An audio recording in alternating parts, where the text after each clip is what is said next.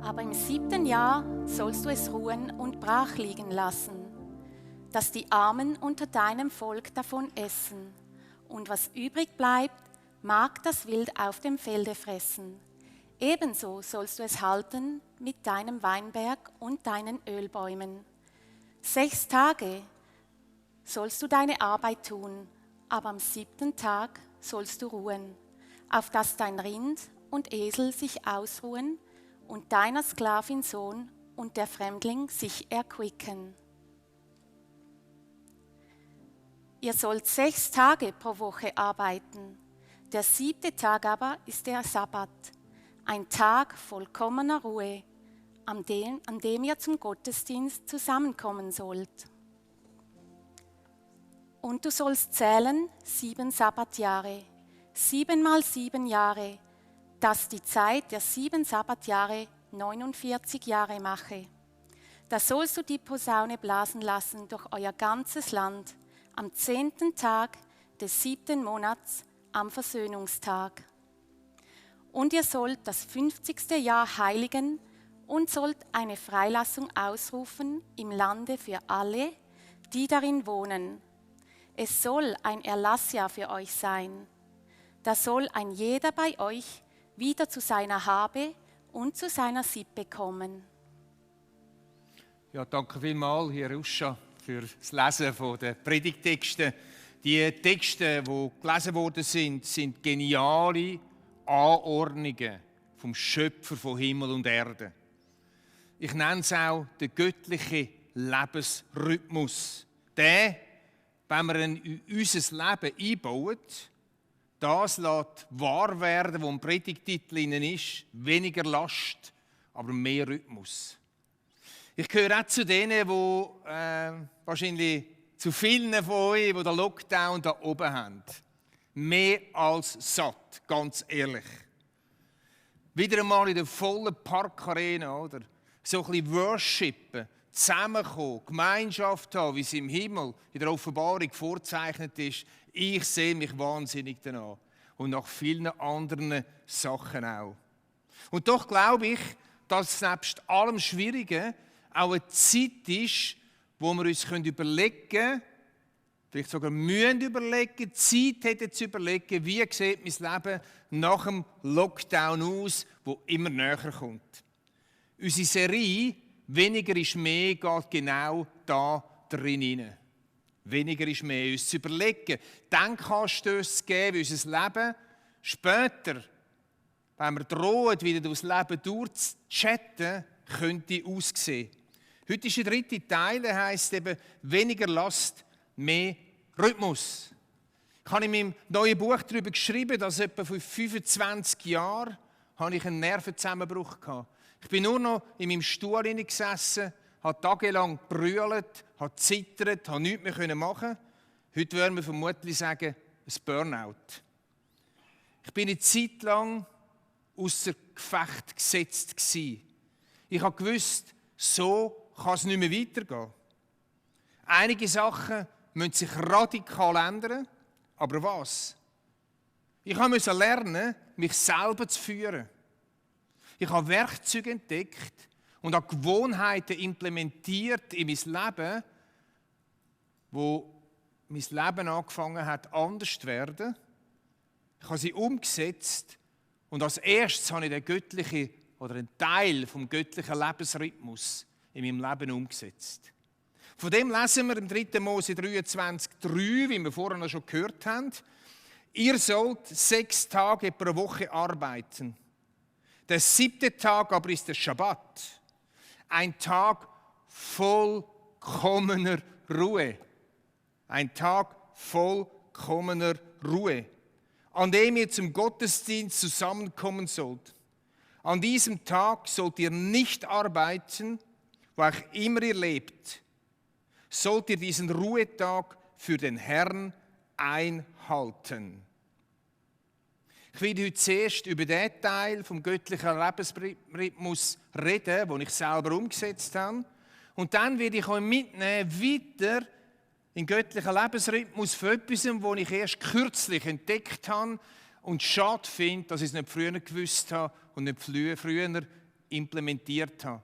Wenn du also denkst, den Schabbat kenne ich, musst du noch nicht abhängen, es kommt noch mehr dazu. In den Büchern Mose kommt der Schabbat 25 Mal vor.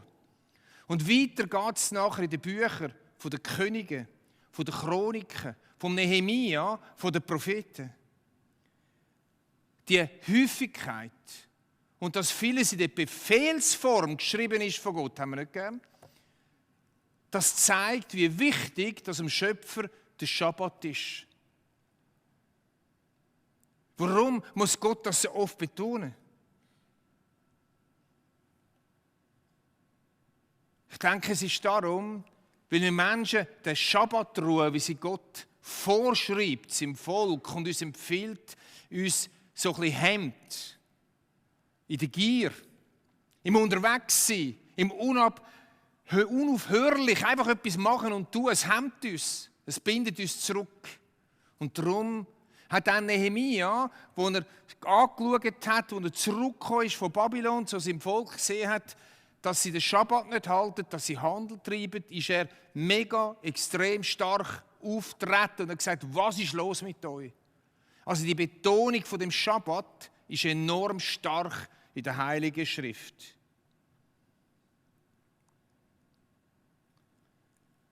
Ich habe das Geschenk vom Schabbat entdeckt. So, wie es Jesus in Markus 2,27 sagt. Und Jesus fügte hinzu, der Schabbat ist für den Menschen gemacht, nicht der Menschen für den Schabbat. Also Schabbat ist ein Geschenk an uns Menschen. Verstehen wir das? Es ist ein Geschenk, eine göttliche Ordnung, die Geschenk ist. Da fällt nichts weg, wo wir auf die Länge vermissen müssen. So, das ist etwas, was unser Leben zum Blühen bringt. Er hat dir und mir Oasen gestiftet. Was mir an dem Schabbat gibt es 4 Sachen, die mir besonders gefallen, die mich besonders begleiten, besonders inspiriert haben, besonders ermutigen. Es sind 4 Aspekte, die zur Lebensgewohnheit von Jesus gehört haben. Nämlich es sind 4 Aspekte, die zur Lebensgewohnheit von Jesus gehört haben. Das erste ist Begrüßung oder Empfang von der Schabbatbrut. Da heißt es in einer Erläuterung Folgendes: Nachdem mit dem Entzünden der Sabbatkerzen der Sabbat begonnen hat, heißen wir die Sabbatbraut willkommen.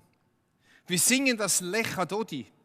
Auf, mein Freund, der Braut entgegen, den Sabbat wollen wir empfangen. Jeden Sabbat wird die Sabbatbrut willkommen geheißen.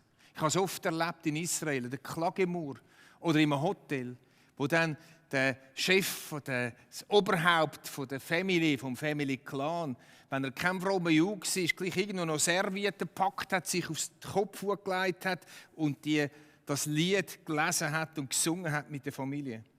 Jeder Schabbat wird bei den Juden willkommen geheißen wie eine Brut.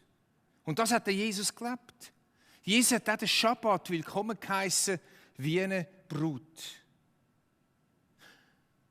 Ich habe im Schabbat etwas entdeckt. Die Juden feiern ja den Schabbat vom Freitagabend bis zum Samstagabend, 24 Stunden. Von Abend zu Abend. Ich habe es natürlich nicht am Freitag. Ich mache den Schabbat am Montag. Aber ich habe gemerkt, wenn ich am Sonntagabend anfange, bis am Montagabend, habe ich mehr davon, als wenn ich nur den Montag mache. Weil am Montagabend sind meine Gedanken schon beim Arbeiten. Und das ist eine Empfehlung von mir. Versuch doch den Schabbat auch vom Vorabend anfangen zu feiern, willkommen zu heißen bis am anderen Abend und dann kannst du wieder in die Gedanken gehen für dein Business, für deinen Beruf, für den Alltag. Das erste also ist die Begrüßung von der Schabbatbrut. Das zweite, wo Jesus gelebt hat, ist der Besuch in der Synagoge. Lukas 4,16. So kam Jesus auch nach Nazareth, wo er aufgewachsen war. Am Schabbat ging er, wie er gewohnt war, in die Synagoge. Am Schabbat ging er, wie er es gewohnt war, in die Synagoge. Also jeden Schabbat ist Jesus gerade in die Synagoge gegangen, wo er war. Kein Schabbat ohne Synagogenbesuch. Das andere, wo auch war, wo Jesus auch gefeiert hat, ist die Zeit in der Familie oder die Zeit jetzt Jesus unter Freunden oder in einer Familie. Der Schabbat bei den Juden fängt immer mit einem wunderbaren Essen an, mit Kerzenlicht, mit weißem Tischtuch. Es ist ja die Schabbatbrut, die man willkommen heisst. Verstehst du? Es wird ein Fest gefeiert. Es wird Wein aufgetischt. Es wird zelebriert. Die Familie ist zusammen. Es ist die Zeit, oder Freunde sind zusammen. Es ist die Zeit, wo man sich nimmt. Am Vorabend oder am Anfang von dem Schabbat. Das Letzte, was ich euch zeigen kann, ist die Sache mit dem Schabbatweg. Im Schabbat gibt es einen eingegrenzten Radius, wo man laufen darf. Steht im Alten Testament nicht wie weit.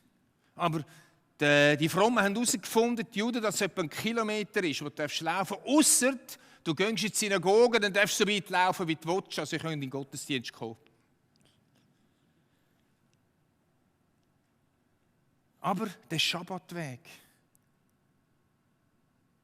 Nicht überall hinrennen, sondern Ruhe. Ausruhen. Einfach sein.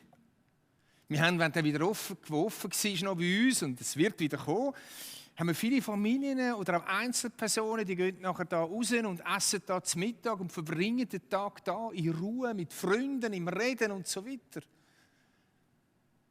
Du musst nicht überall hinrennen am Schabbat. Wir in unserer Gesellschaft sind wir uns gewöhnt, dass wir am Schabbat, am Sonntag und am Samstag irgendwo hingehen und etwas machen. Ist egal, wenn wir am Montag auf der Schnur sind. Die Hauptsache ist, wir haben das Wochenende genossen. Aber das Wort Gottes, der göttliche Lebensrhythmus ist anders. Der sagt, tünt Ruhe an eurem Schabbat. Also haben meine Frau und ich angefangen, unsere Aktivitäten zu reduzieren an unserem Schabbat. Und einfach zu beten, vielleicht eine Predigt hören und einfach zu sein. In dem Schabbat finden auch unsere besten Ehegespräche statt. Ich habe mich zwar manchmal gefragt, ob das am Schabbat nicht auch verboten sei. Vielleicht hat sich schon andere Männer das gefragt. Es ist aber bei meinem einzigen Nervenzusammenbruch geblieben, seit ich den Schabbat angefangen habe zu implementieren in meinem Leben.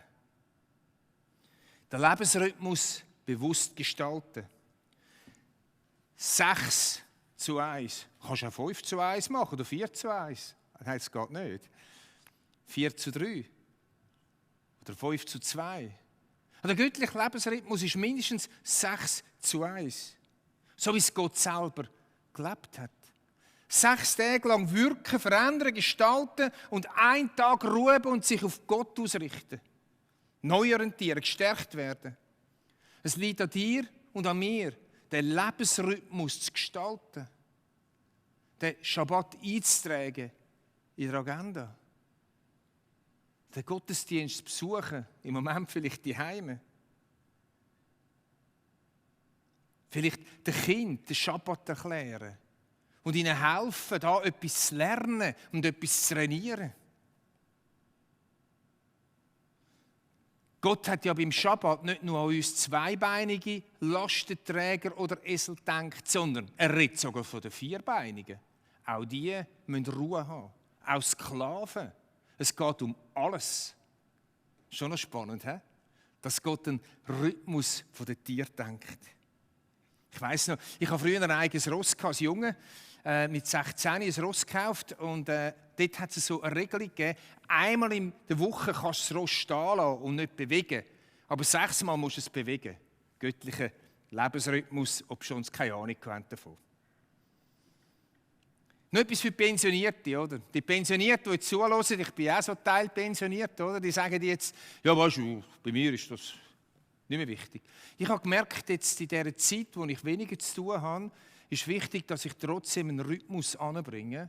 Weil sonst bin ich immer irgendwie, ich hänge rum, ich mache nichts. Oder auf der anderen Seite irgendwie fühle ich immer da hinten, ja ich sollte noch und ich tue noch oder bin immer dran und so weiter. Darum ein Tipp von mir als frisch Pensionierte für die anderen, macht auch ihr Lebensrhythmus. Und jetzt kommen wir zu etwas, wo mich tief bewegt. Wo zwar die Esoteriker geklaut haben von uns. Wenn du das, den 7er Rhythmus schauen im Internet, dann kommst du vor allem auf esoterische Pages. Ich lese eine Stelle aus 3. Mose 25. Mal der Vers 3 zuerst. 6 Jahre lang sollst du dein Feld besäen und 6 Jahre lang deinen Weinberg beschneiden und die Früchte einsammeln. 6 Jahre lang. Und jetzt im Vers 4.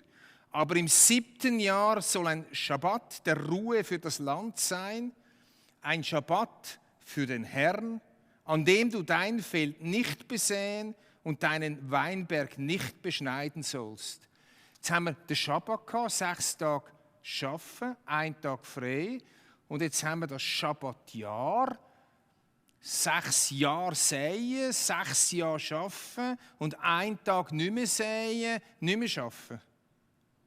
Aber der göttliche 7er Rhythmus geht noch weiter. Im Vers 8. Und du sollst 7 Schabbatjahre zählen, 7 mal 7 Jahre, sodass die Zeit der 7 Schabbatjahre 49 Jahre ausmacht. Vers 10.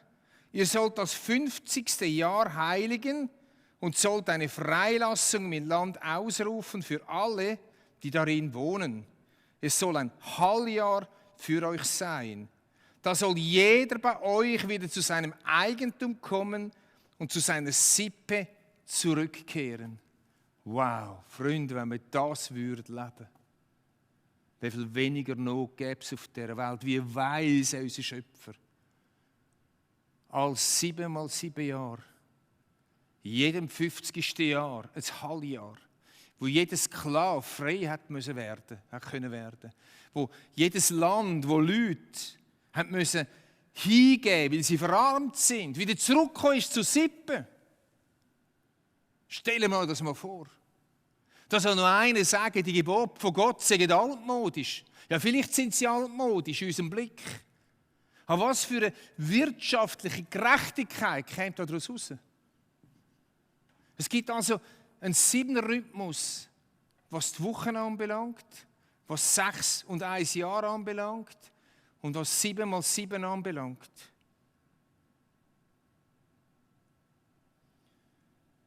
Den 7er Jahresrhythmus haben viele Menschen, wie Philosophen, Psychiater, Mediziner, haben das aufgenommen. Sie sind inspiriert worden davon. Da gibt es einen griechischen Philosoph, Solon heisst der, habe ich vorher nicht gekannt. Der hat 640 bis 560 vor Christus gelebt. Er hat als erster Bekannte nach Gott die Entwicklung von menschlichen 7-Jahresperiode beschrieben. Ich möchte euch heute Morgen eine mögliche 7-Jahresperiode vorstellen und miteinander entdecken, was es für unser Leben könnte heissen. Als ich die Predigt im Bassenstoff hatte, ist ein Geschäftsmann zu mir gekommen nachher und hat gesagt, hast du gewusst, dass der 7-Jahres-Rhythmus auch der Wirtschaft bekannt ist? Und für alle die in der Wirtschaft arbeiten, die können sich das aufschreiben. Wirtschaftswissenschaftler gibt es einen Juglar und einen Kontradievzi.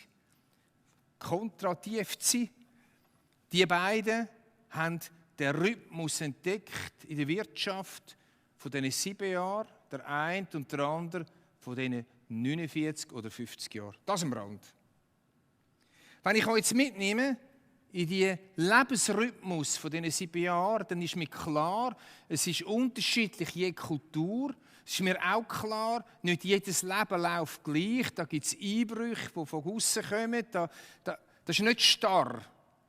Aber wenn ich euch das mitnehme, kann das uns helfen, unser Leben besser zu sehen und besser vor Gott auch zu besprechen. Nochmal, ich weiss, dass die Esoteriker das vereinnahmt haben, aber viele haben ja den Regenbogen genommen und weiss ich was alles und alles lassen wir uns nicht nehmen. Einverstanden? Yes, ein paar Nicken, danke vielmals. Übrigens, auch da, wenn man auf 50 Leute ist, dürfen wir auch mal lachen. Gut. Aber jetzt gibt es nicht mehr zu lachen, jetzt gibt es den 7er Rhythmus.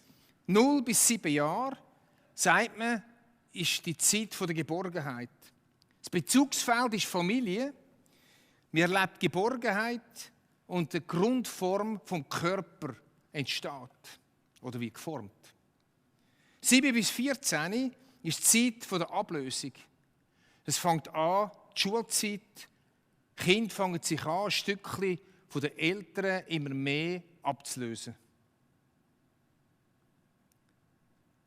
14 bis 21 kann man nennen, die Jahre der Neugier. Zeit der grossen Freiheit, vom Ausprobieren, vom Wagen, auch die Zeit der Geschlechtsreife. Und jetzt kommen wir langsam zu uns, wo wir da zuhören oder live dabei sind. 21 bis 28 ist die Zeit der Suche. Berufsgestaltung, Beziehungen stehen im Vordergrund. Wir lernen unsere Sehnsüchte und Wünsche kennen und werden sie Realität werden lassen.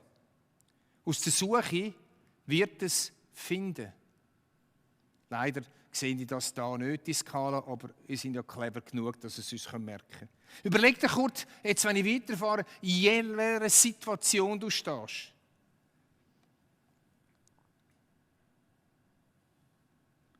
(28 bis 35) Bewährung. Das Leben nimmt Fahrt auf. Es ist die aktivste und leistungsstarkste Phase. Da in dieser Phase werden Entscheidungen für die Zukunft gefällt. 35 bis 42-Jährige. Zeit der Reflexion. Zeit für eine erste Standortbestimmung. Wir fragen uns, wo stehe ich, wo will ich noch hin? Wer von euch ist in dieser Phase? Yes! Also, Zeit der Reflexion. Und dann kommt die Zeit, wo viele Männer unter Midlife-Crisis kennen. Auch Frauen kennen das. Es ist die Zeit der Abgrenzung, 42 bis 49. Kämpfe mit uns selber, kämpfe mit dem Partner. Menge orientiert sich nochmal neu oder in gewissen Bereichen steht er in der Gefahr, in dem Alter sich nochmal neu zu orientieren. In gewissen Bereichen kann es auch gut sein, sich da nochmal neu zu orientieren. Wer ist in dieser Zeit 42 bis 49? Jawohl. Dann kommt 49 bis 56. Wer ist da drin? Super. Das ist die Zeit, kann man sagen, vom Weitblick. Aus Krisen gehen wir gestärkt hervor, im Bewusstsein, was richtig ist und was wir tun sollen. Ich komme schon langsam in meine Gegend, aber noch nicht. 56 bis 63. Zeit nennt man von der Leichtigkeit. Wer ist da drin? Jawohl, gratuliere. Wir müssen uns nicht mehr uns selber oder anderen beweisen, werden gegenüber Fehlern von uns selber und anderen verständnisvoller. Natürlich wissen wir auch, dass heute manchmal auch noch neu unter Druck kommt am Arbeitsplatz, weil wir noch nachmögen. Aber eigentlich ist es eine Zeit, die anders wird, die leichter soll werden. Ich habe es gleich geschafft zu dieser roten Linie. Und dann kommt die Zeit, wo ich drin bin. 63 bis 70, wer ist in dieser Zeit drin? Yes! Das ist die Zeit der Erneuerung. Grosse Umwälzung, der Eintritt als AHV-Teenager, oder? Jetzt kommen neue Impulse. Und es gilt das Leben einmal neu, dürfen gewisse Regelungen und gewisse Abläufe festzulegen. Wer ist in der nächsten Gruppe? 70 bis 77? Yes. Es ist die Zeit der Rückschau. Nicht wenige, die jetzt auf ihr Leben zurückschauen. Viele reden dann, wenn du besuchst, über ihre Kindheit. Oder? Ja, es war eine Zeit, wo der Papi noch gelebt hat und die Mami. Und ja, als Kind haben wir das und dies und jenes gemacht. Das ist eine wichtige Zeit. Die Zeit der Rückschau. Manchmal auch mit Bitterkeit, mit Selbstvorwürfen. Dann kommt 77 bis 84, haben wir auch noch Leute da. Nein. Das ist die Zeit der Weisheit. Die Lebenserfahrung ist ein Schatz, den uns keiner mehr nehmen kann. Und die Lebenserfahrung macht uns zu grossen Ratgeber. Und die letzte Phase, die man noch so kennt, ist 84 bis 91. Es ist das Loslassen, Die Zeit vom Kämpfen und Drängen sind vorbei. Man ist müde. Es geht dort um eine Versöhnung mit sich selber, dem eigenen Leben und wenn möglich Versöhnung mit dem Leben von anderen. Wohl denen, die die Versöhnung schon vorher gemacht haben. Nochmal, das ist nicht starr und stur. Je nach Kultur und je nach Lebensverlauf ein bisschen anders. Und trotzdem habe ich gemerkt, als ich das studiert habe, er hat sehr, sehr, sehr viel an sich. Ich habe ein paar Fragen. In welcher Phase, vielleicht überschneidend, bist du? Wenn du sie vergessen hast und in der Parkarena sitzt, kannst du daheim noch einmal den Podcast schauen, dort sind die Skalen drauf. Lebst du echt in dieser Phase, wo du bist, oder willst du sie nicht wahrhaben? Oder? Da wird jemand 50. Dann sage ich, gratuliere, 50. Nein, ich feiere es nicht, weißt du. Geht schon kein schnell. 70. Nein, weißt du, nicht feiern da, weißt du, das ist nein. Fühl mich noch jünger. Hört doch auf mit dem Quatsch. Leben wir doch in dieser Lebensphase um Himmels Willen, wo wir sind. Das ist eine göttliche Ordnung. Und machen uns Gedanken, was in dieser Lebensphase dran ist.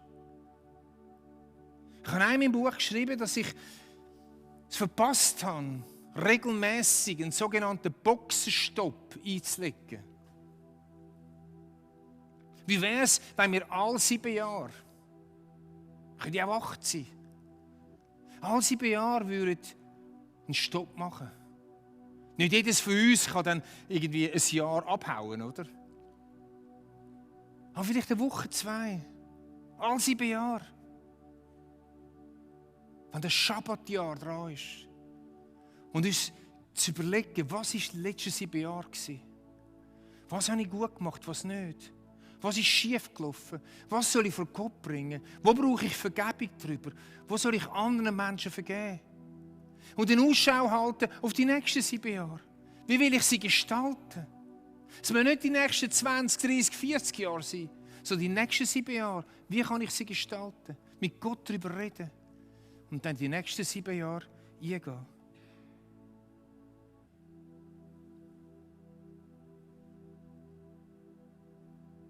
Ich muss sagen, wenn ich Freude habe im Leben, ich würde gerne einmal zurückgehen, nur um eins auszuprobieren. Wie es wäre, alle 7 Jahre mir wirklich Gedanken zu machen, was war bis jetzt in meinem Leben und was soll noch aus meinem Leben rauskommen.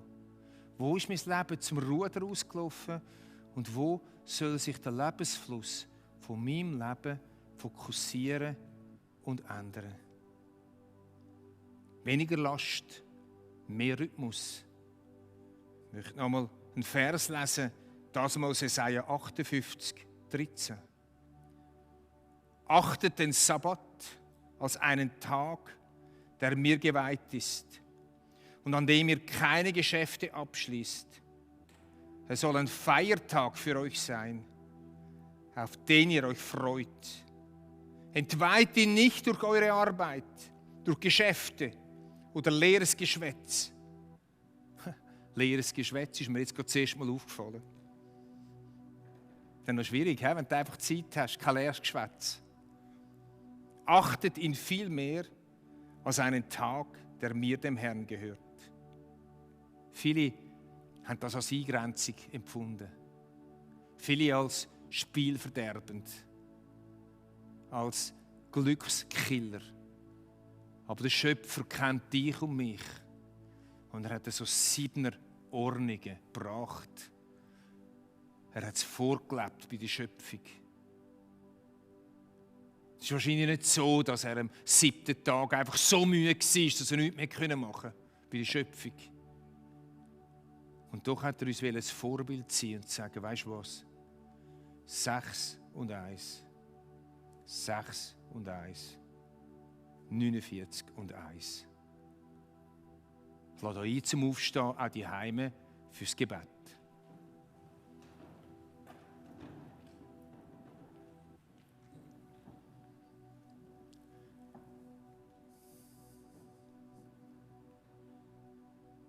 Jesus, in unserer Serie, wenn wir auch sehen, wie du gelebt hast. Und genau das hast du gelebt.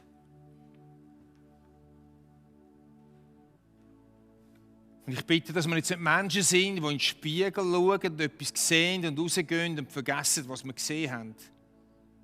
Wie Jakobus schreibt. Ich bete, dass du uns hilfst, in unserem Leben mehr Rhythmus zu haben. Und durch das können mehr zur Ruhe kommen.